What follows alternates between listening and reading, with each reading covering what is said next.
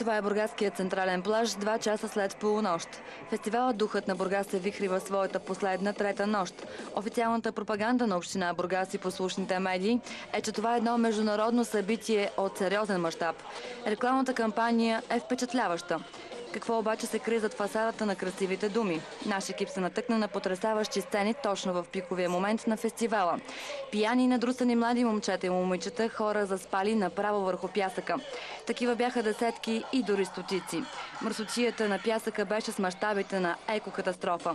Хиляди разхвърлени по плажа бутилки, картонени кутии, фасове и всякакви други отпадъци. На фона на тази картина пияните музикални фенове спяха направо върху тях. Много от посетителите също се възмущаваха от цялата обстановка на натруфеният фестивал. Плажа е, виж, мръсен. Точно, защото след шоу, че. Плажа е мръсен, ама няма ли го чиста след това? Кой ще го чисти? Не знам, общината, организаторите. Мисля, че това може да се очаква. Това е вече третия ден от фестивала. Доста е мръсно. Не ми допада. Не ми допада. Би трябвало да има кошчета, според мен, поне да е по-малко мръсно.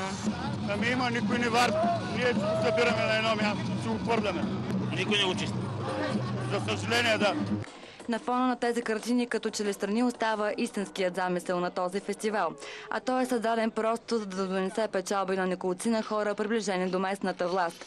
Дълги години с организацията се занимаваше Михаил Куцев, бивш управител на общинското предприятие Летен театър. Катерингът беше поверен на фирма на бившият общински съветник Ваклин Стойновски. През тази година организацията е поверена на фирмата Spirit Festivals. В нея сътрудници са българинът Иван Вълков и англичаните Ричард Абел и Кристофър Гилис.